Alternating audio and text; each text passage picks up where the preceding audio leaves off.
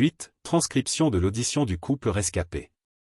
C'est à ce moment-là que vous avez décidé de faire quitter Dream à tous ses enfants? Non, avec Hugues nous avions prévu de récupérer mon neveu sur le chemin du retour, afin que votre médecin l'examine. Nous avions prévu d'attendre que chaque parent récupère leurs enfants, ensuite nous aurions fait examiner mon neveu. Puis nous serions rentrés avec les enfants chez ma sœur. Sauf que rien ne s'est passé comme prévu.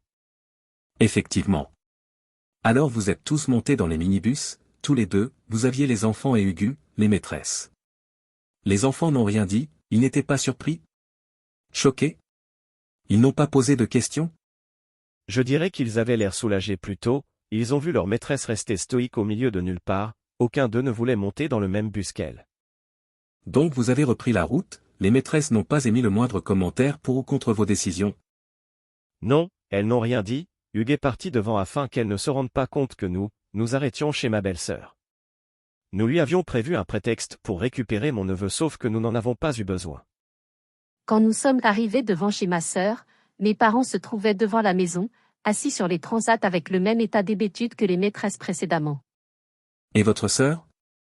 Elle se trouvait devant son ordinateur et elle n'a pas eu la moindre réaction quand je suis rentrée dans le salon. Mon neveu était réveillé mais il semblait être affamé et il avait besoin d'être changé. Il était assis dans son parc, entouré de ses jouets et quand je suis rentrée dans son champ de vision, son regard s'est rivé à moi avec espoir. J'ai pris le sac qui était toujours près de lui avec tout ce qu'il fallait pour le changer et le nourrir. Puis je suis retournée dans le minibus avec mon neveu dans les bras sans me retourner. Pendant que je conduisais, les filles ont changé la couche de leur petit frère avec l'aide des autres enfants puis ils lui ont préparé un biberon. C'était comme avoir une poupée interactive pour eux.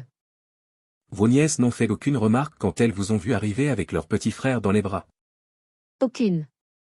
Mettez-vous à leur place, leurs maîtresses ne disent plus rien depuis des heures, elles arrivent devant chez elles et mes beaux-parents n'ont aucune réaction. Je les ai vus leur faire coucou sans qu'ils ne les regardent ou ne leur renvoient le moindre signe. Je pense que c'est surtout du soulagement qu'elles ont ressenti quand elles ont pris leur petit frère dans les bras. Vu sous cet angle. Donc, vous êtes retourné à l'école et après? Oui. Hugues a emmené les maîtresses dans une salle de classe et a juste fermé la porte pour qu'elles ne nous entendent pas. La porte n'était pas fermée à clé. J'ai expliqué à Louis et à Hugues ce qui s'était passé chez ma sœur pendant que nous attendions les parents des élèves. Quand vous avez récupéré votre neveu, avez-vous essayé de communiquer avec votre sœur?